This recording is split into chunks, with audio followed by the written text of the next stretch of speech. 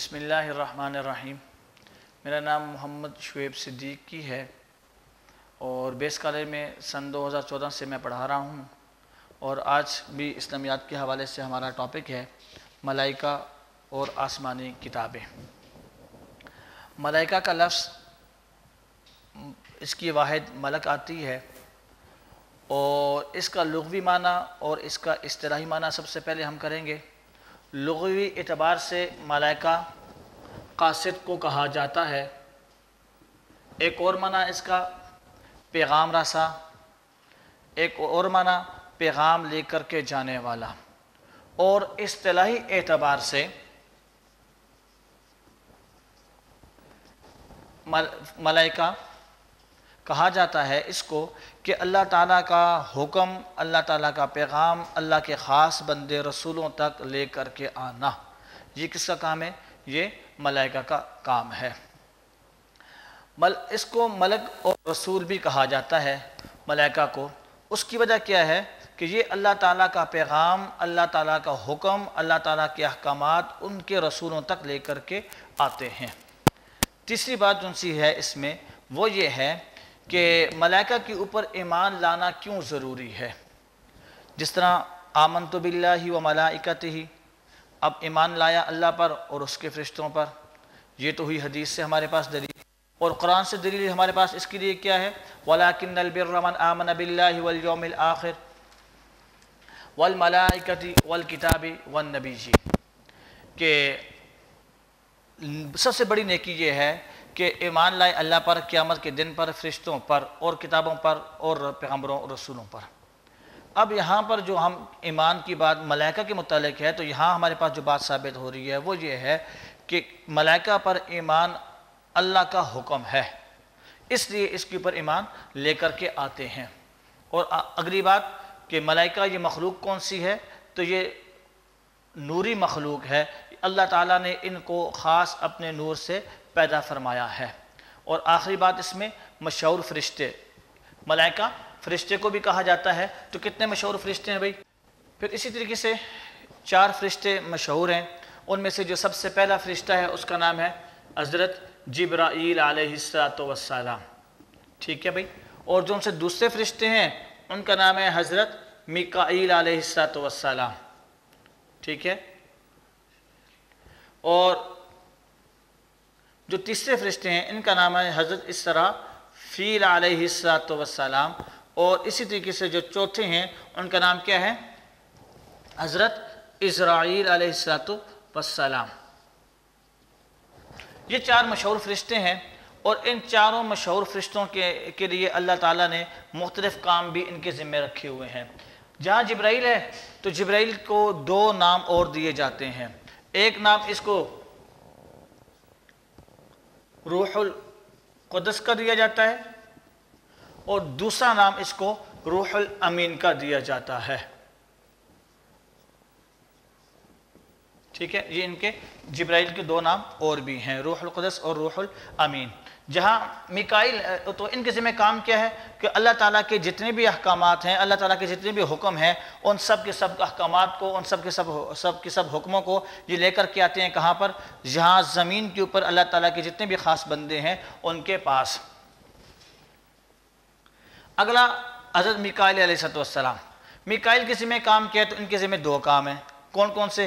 ایک کام یہ ہے کہ بارش کی ترسیل، بارش کا نظام، اور دوسرا کام ان کے ذمہ کیا ہے کہ کھانے کی ترسیل، کھانے کا نظام، کہ اللہ تعالیٰ نے دنیا کائنات میں جتنی بھی ذی روح چیزیں ہیں جن تک کھانا پہنچانا ہے، اس کا تمام تر انتظامات اللہ نے میکائیل کے ذمہ کیا ہوا ہے۔ اگلا فرشتہ ہے ہمارا اسرافیل۔ اسرافیل یہ ان کے ذمہ کام کیا ہے؟ تو اسرافیل علیہ السلام کے ذمہ اللہ تعالیٰ نے کام یہ رکھا ہے کہ یہ قیامت کے دن سور پھونکیں گے۔ یہ بھائی کیا کریں گے؟ قیامت کے دن سور، اور ان کے سور کی پھونکنے کی وجہ سے اس کائنات میں جتنے بھی ذی روح چیزیں ہوں گی سب سے روح کو نکال دیا جائے گا، سب پر موت طاری ہو جائے گی۔ اور آخری فرشتہ کون سا ہے؟ حضرت اسرائیل علیہ السلام، تو ان کو ملک الموت بھی کہا جاتا ہے۔ جس طرح جبرائیل کے کچھ نام ہیں، اس طرح ان کا بھی ایک نام اور کون سا ہے؟ ملک الموت ان کو کہا جاتا ہے۔ اور मलकुल मौत का काम क्या है कि हर जी रूह चीज़ से रूह को कब्ज़ कर लेना, उससे रूह को लेकर के चले जाना। ये तो हो गए मशहूर फरिश्ते। इसके अलावा फिर इनसे आगे चलकर फिर हमारे पास दो फरिश्ते और दो तरह के और फरिश्ते आते हैं। एक किरामन कातिबीन। क्या माना हुआ किरामन कातिबीन का? जी, किरामन कातिबीन उन फरिश्तों को कहा जाता है जो हर इंसान के साथ एक दाएं कंधे के साथ और दूसरे को बाएं कंधे के साथ मुंसलिक किया गया है। इनका काम क्या है? दाएं कंधे वाला हमारे जितने भी दिन के नेक आमाल हैं, अच्छे आमाल हैं, उन सबको ये अपने पास नोट करता है, और बाएं कंधे वाला हमारे पास दिन की जितनी भी बुराइयां हैं, दिन के जितने भी गुनाह हैं, वो सारे के सारे गुनाह ये अपने पास नोट करता है। और इनको मुअज़्ज़ज़ फरिश्ते भी कहा जाता है। इसके अलावा जो उनसे अगला है वो कौन है? मुनकर नकीर, जिसे हम कहते हैं नकीरैन। ये दो फरिश्ते हैं जी। इनका काम क्या है? तो इनको जब इंसान दुनिया से जाता है कब्र में रख दिया जाता है। कब्र में रखने के बाद जब अपने लोहाकिन वापस आते हैं, लौट जाते हैं, तो उनके लौटने के बाद ये इन दो फरिश्तों को अल्लाह ताला उस मुर्दा इंसान के ऊपर मुसल्लत करता है, और मुसल्लत करने के बाद ये उससे सवाल करते हैं, मर रब्बु का, तेरा रब कौन है? मन दीनों का, दुनिया में तूने किस मज़हब को इख्तियार किया था? मर रसूलों का, और दुनिया कायनात में तूने किस रसूल पर ईमान लाया था, किसके ऊपर ईमान लाया था, और उसके अहकामात को तूने माना था या कि ना माना था। तो ये सारा का सारा काम ये सर अंजाम देते हैं। इस तरीके से अगर देखा जाए तो हमारा आज का ये जो सा टॉपिक है फरिश्तों वाला, ये तकरीबन जाकर के यहाँ पर मुकम्मल हो जाता है। लेकिन इसमें एक छोटी सी बात जो आखिर है वो ये है कि सिर्फ कायनात में ये चार फरिश्ते नहीं हैं, या ये सिर्फ फरिश्ते नहीं हैं, इनके अलावा भी बहुत सारी हदीस में लातादाद फरिश्ते हैं। और एक हदीस के अंदर यहाँ तक बात आई हुई है कि हर रोज़ सुबह शाम फरिश्ते आते हैं, और आने के बाद रसूलुल्लाह सल्लल्लाहु अलैहि वसल्लम की ज़ात पर दुरूद शरीफ पढ़ते हैं, और उनका नंबर अब क़यामत तक दोबारा उनकी बारी नहीं आएगी। इतनी तादाद में कायनात में फरिश्ते पाए जाते हैं कि अब दोबारा उनका नंबर क़यामत की सुबह तक दोबारा उनका नंबर नहीं आएगा। और इसके अलावा निज़ाम शमसी तारों के ऊपर, खला के निज़ाम के ऊपर भी अल्लाह ताला ने फरिश्तों को मामूर किया हुआ है। बिस्मिल्लाहिर्रहमानिर्रहीम। दूसरा टॉपिक है हमारा आसमानी किताबें। इसको ज़रा देख लें आप लोग भाई। जैसा कि पहले भी आपको बतला चुका हूँ कि अल्लाह ताला ने इंसान की रहनुमाई के लिए पहले फरिश्तों को भेजा, अब रसूलों, और रसूलों के साथ जो अगली चीज़ आ रही है वो हमारे पास क्या है? आसमानी किताबें हैं। किताब वाले ने भी इसी बात को यूँ जिक्र किया है कि रसूलों पर ईमान लाने का मफहूम ये है कि अल्लाह ताला का सच्चा पैगम्बर माना जाए और उनकी तालीमात को बरहक समझा जाए। अब रसूलों की तालीमात क्या है? तो रसूलों की तालीमात आसमानी किताब है। रसूल के पास अपनी ख़ास करदा कोई तालीम नहीं होती, रसूल के पास वही कुछ होता है जो अल्लाह उनकी तरफ वही करता है। हर एक रसूल के पास वही कुछ होता है। और रसूल पर ईमान लाना, इसकी दलील कहाँ से है? तो इसकी दलीलें हमारे पास मुख्तलिफ दलाइल हैं। हम एक दलील पे बात करेंगे कि जिस तरह हमने कहा ना कि आमनतु बिल्लाहि, अल्लाह पर ईमान लाओ, व मलाइकतिही, उसके फरिश्तों पर ईमान लेकर के आओ, व कुतुबिही, उसकी किताबों पर ईमान लेकर के आओ, व रसूलिही, और उसके रसूलों पर ईमान लेकर के आओ। इसकी दलील हमारे पास ये है कि उसके रसूलों पर ईमान लाया जाए। एक बात। दूसरी बात यह है कि रसूलों पर ईमान लाने के बाद अब इनकी कुतुब को किस तरह माना जाए। जैसे मिसाल के तौर पर अगर हम एक बात लेते हैं कि कुल मशहूर किताबें भाई कितनी हैं? 4 कुतुब मशहूर है। कौन कौन सी है भाई? सबसे पहले ज़बूर, फिर इंजील, फिर तौरात, फिर कुरान। अब ज़बूर किस पे नाज़िल हुई? तो ज़बूर हज़रत दाऊद अलैहिस्सलाम पर नाज़िल हुई। ठीक है। इंजील किसके ऊपर नाजिल हुई भाई? तो इंजील हजरत ईसा अलैहिस्सलाम पर नाजिल हुई। तौरात हजरत मूसा पर, और कुरान हजरत मोहम्मद सल्लल्लाहु अलैहि वसल्लम की ज़ात अक़दस पर नाजिल हुआ। इन किताबों को किस ज़ुबान में, ये जो ऊपर की 3 किताबें हैं, इन किताबों को किस ज़ुबान पे नाजिल किया गया? कुरान तो हमारे पास मौजूद है। आज हम कुरान को देखते हैं तो कुरान को खोला, बिस्मिल्लाहिर्रहमानिर्रहीम अल्हम्दुलिल्लाहि रब्बिल आलमीन वन्नास तक, ये सारे का सारा कुरान हमारे पास जिस लैंग्वेज में है उसको अरबी ज़ुबान कहा जाता है। محمد صلی اللہ علیہ وسلم کی اپنی مادری زبان بھی عربی تھی، آپ کے اوپر جو کتاب نازل کی گئی وہ بھی عربی زبان میں نازل کی گئی، اور اس کو قرآن کہتے ہیں۔ زبور جو ان سے کتاب ہے، زبور کو عریانی زبان میں نازل کیا گیا، اور زبور کا معنی کیا آتا ہے؟ مناجات۔ زبور کا بھائی معنی کیا آتا ہے؟ مناجات آتا ہے، ٹھیک ہے۔ اور یہ جو کتابیں ہیں نا، یہ اس سے پہلے مختلف زبانوں میں نازل، عریانی میں، سریانی میں، ان زبانوں میں ان کو نازل کیا گیا تھا۔ جو انجیل ہے یہ کس پر نازل ہوئی؟ حضرت عیسیٰ علیہ السلام کی ذات پر نازل ہوئی۔ انجیل کا معنی کیا آتا ہے؟ تو آپ ذرا دیکھ رہے ہیں، انجیل کا معنی دو معنی ہیں۔ ایک معنی اس کا بشارت ہے، اور دوسرا معنی اس کا خوشخبری ہے۔ انجیل کے دو معنی ہم نے پڑھ لیے۔ کون کون سا معنی آتا ہے بھائی اس کا؟ ایک معنی بشارت، اور دوسرا معنی اس کا خوشخبری آتا ہے۔ اور ایک کتاب ہمارے پاس جو بچتی ہے وہ کیا ہے؟ تورات۔ تورات کس زبان کا لفظ ہے؟ تورات کس زبان میں نازل ہوئی؟ یہ سریانی زبان میں،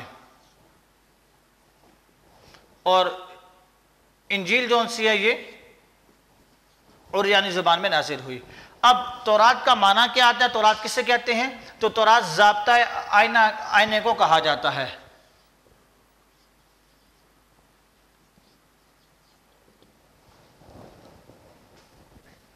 دستور، ٹھیک ہے، جسے ہم آسان لفظوں میں کیا کہیں گے؟ دستور، قانون کو تورات کہا جاتا ہے۔ اور قرآن بار بار پڑھی جانے والی کتاب۔ قرآن کا معنی کیا ہے بھائی؟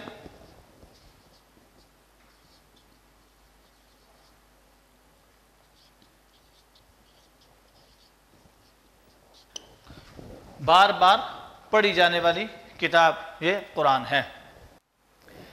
قرآن پر ہم ایمان لے کر کے آگے، مسلمان کے لیے لازم ان ساری کتابوں پر ایمان لانا ہے، نہ کہ صرف قرآن کے اوپر ایمان لانا ہے۔ مسلمان کے لیے ضروری یہ ہے کہ وہ عمل قرآن پر کرے اور ایمان سب پر لے کر کے آئے۔ اگر ایک شخص یہ کہتا ہے کہ میں تورات کو بھی مانتا ہوں، زبور کو بھی مانتا ہوں، لیکن انجیل کا وہ جو فلاں حصہ ہے نا وہ میری منشا کے مطابق نہیں ہے، تو یہ اپنے آپ کو پھر یہ اپنے بارے میں کسی مفتی سے پوچھ لے، یہ اپنے آپ کو مسلمان پھر نہیں کہلوا سکتا۔ اس کے لیے لازم مسلمان کے لیے یہ ہے کہ زبور پر بھی ایمان لائے، انجیل پر بھی ایمان لائے، تورات پر بھی لائے، اور قرآن کے اوپر بھی ایمان لے کر کے آئے۔ یہاں جو سب سے اہم بات ہے وہ یہ ہے کہ پہلی کتب کو منسوخ کیوں کیا گیا؟ اس لیے کہ اللہ تعالیٰ نے جس کتاب کا وعدہ کیا تھا، اللہ تعالیٰ نے جس رسول کا وعدہ کیا تھا، اب وہ کتاب قرآن بھی آ چکی ہے، اب وہ رسول محمد صلی اللہ علیہ وسلم کی ذات اقدس بھی آ چکی ہے۔ اب ان کے آنے کے بعد اس سے ماقبل جتنی بھی شریعت تھی، اس سے ماقبل جتنی بھی کتب آسمانیہ تھی، اس سے ماقبل جتنے بھی احکامات شریعت تھے، وہ سب کے سب کو اللہ نے منسوخ کر دیا، سب کے سب ختم ہو گئے۔ اب اس کے بعد اگر کسی کا حکم چلے گا تو وہ قرآن ہوگا، اور کسی کی زبان کی بات چلے گی تو وہ محمد رسول اللہ صلی اللہ علیہ وسلم کی ذات اقدس ہوگی۔ اس کے علاوہ اللہ تعالیٰ نے آسمان سے انسان کی رہنمائی کے لیے جہاں یہ 3-4 کتابیں نازل فرمائی، اس کے علاوہ اللہ تعالیٰ نے انسان کی رہنمائی کے لیے کچھ صحیفے بھی نازل فرمائے تھے۔ سب سے پہلے یہ سن لو، یہ بات سمجھ لو کہ صحیفہ کسے کہتے ہیں۔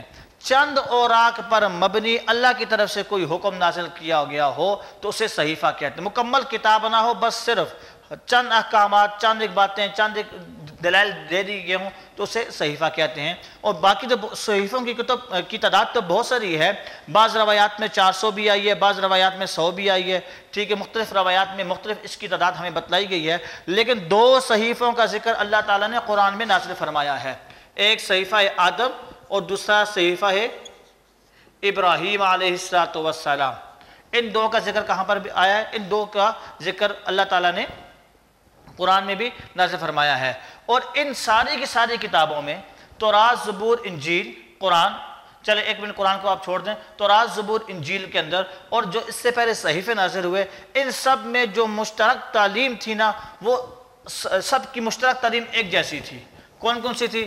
سب سے پہلے جس بات پر زور دیا گیا ساری کتابوں میں وہ توحید تھی۔ توحید کے بعد جو اگلی بات تھی وہ کیا تھی؟ رسالت تھی۔ کیا معنی ہوا کہ زبور میں بھی جس کام کو، جس احکامات کو بتلایا گیا وہ توحید، انجیل میں جو بتلایا گیا توحید، تورات میں جو بتلائی گئی وہ توحید، اور توحید کے بعد اللہ تعالیٰ کی رسالت، اور توحید کے ساتھ جو اگلا ایک اور چیز تھی وہ کیا تھی؟ اللہ تعالیٰ کی صفات۔ کس کا ذکر کیا گیا توحید کے بعد؟ اللہ تعالیٰ کی صفات کا بھی ذکر کیا گیا اور صفات کاملہ بتلائی گئی۔ مکہ کے جو مشرکین تھے نا، وہ اللہ کی ذات سے انکار نہیں کرتے تھے، وہ بھی اللہ تعالیٰ کی صفتوں سے انکار نہیں کرتے، اللہ کی صفت کو مانتے تھے، لیکن کہتے یہ تھے کہ یہ صفت فلاں میں بھی پائی جاتی ہے، یہ صفت فلاں میں بھی پائی جاتی ہے، یہ صفت فلاں بھی کر سکتا ہے۔ انکار جہاں تھا۔ دوسرا اگلا جو ان سے تھا وہ کیا تھا جی؟ عبادات۔ توحید کے بعد اگلی چیز کون سی تھی؟ اللہ تعالیٰ کی صفات، رسالت اور عبادات۔ عبادات میں کیا تھا کہ اس وقت جس طرح کی داؤد نے عبادت کون سی، عیسیٰ کی عبادت کون سی، موسیٰ کی عبادت کون سی ہے، لیکن جب ہمارے نبی صلی اللہ علیہ وسلم آئے نا تو عبادات کو مشترک کر دیا۔ کیا؟ کلمہ، نماز، روزہ، زکوٰۃ، حج۔ آئی نا بات سمجھ میں؟ کیا کہا کہ اب جب رسول اللہ صلی اللہ علیہ وسلم آئے تو آپ کو عبادت کا بتلا دیا۔ پہلی عبادت آپ کی کون سی ہے بھائی؟ سب سے افضل عبادت نماز ہے۔ نماز کے بعد دوسری عبادت کون سی ہے؟ روزہ۔ اس کے بعد زکوٰۃ، اور اس کے بعد حج۔ آئی نا مثلا یہ عبادات۔ اور اول ما سئل عن الصلاۃ، سب سے پہلا سوال نماز کا ہوگا۔ آئی نا مثلا میں روزے کے متعلق کیا فرمایا کہ الصوم لی وانا اجزی بہ، روزہ میرے لیے ہے اور اس کا اجر بھی میں ہی دوں گا۔ اسی طریقے سے زکوٰۃ اور حج، اب جب آگے ان کے ٹاپک آئیں گے تو وہاں ان کی تفصیل کریں گے۔ عبادات۔ عبادات کے بعد جو اگلی چیز اس کتابوں میں ذکر ہے وہ ہے یوم آخرت، کہ جس کو پیدا کیا ہے اس نے سارا یہیں پر نہیں رہنا قیامت تک، ایک دن اس کی پر موت بھی آئے گی، ایک دن وہ دنیا کو چھوڑ کر کے بھی جائے گا۔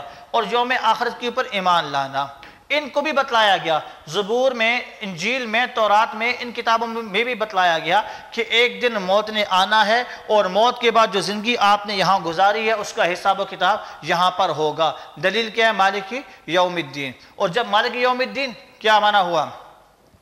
اور اس کے بعد مالک یوم الدین، مالک ہے وہ جو اس دن کا، کس کے دن کا؟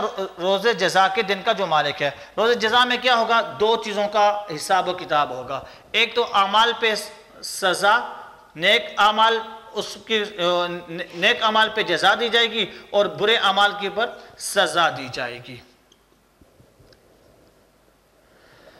اعمال کیا ہوگا؟ جس طرح کا عمل ہوگا اس کے متعلق اس کی ساتھ سزا اور جزا کا معاملہ کیا جائے گا۔ اگر اچھا عمل ہے تو اس کے بدلے میں اس کا اچھا بدلہ دیا جائے گا، اور اگر برا عمل ہے تو برے عمل کے بارے میں مجھے میرے خیال سے بتانے کی ضرورت نہیں ہے، ہر ایک بچے کو یہ بات اچھی طرح پتہ ہے کہ جب بچہ لیٹ آتا ہے تو ٹیچر سزا دیتا ہے، تو اس لیے اس کی غلطی تھی تو سزا ملی۔ اور جب انسان دنیا میں رہے گا تو برا عمل کرے گا تو برے عمل کے اوپر اس کو کیا کی جائے گی؟ سزا دی جائے گی۔ یہ دو باتیں یہاں تک ہوگی۔ اب قرآن جب نازل ہوا تو قرآن کی نزول سے لے کر قرآن کی انتہا تک اگر ہم دیکھیں تو قرآن سارا کا سارا کس زبان میں ہم نے کہا نازل ہوا؟ کس میں؟ عربی زبان میں۔ اب جب سب سے پہلی وحی نازل ہوئی، اقرا بسم ربک الذی خلق خلق الانسان من علق اقرا وربک الاکرم الذی علم بالقلم علم الانسان ما لم یعلم، یہ اس کی پہلی وحی تھی۔ اب پہلی وحی بھی عربی زبان کے اندر نازل ہوئی۔ اب اسی وحی کی آخر میں ہم چلے جائیں کہ سب سے آخری وحی کب نازل ہوئی، کہاں پر نازل ہوئی؟ تو سب سے آخری وحی 9 ذی الحجہ 10ویں ہجری میں آپ پر نازل ہوئی۔ مقام کیا تھا؟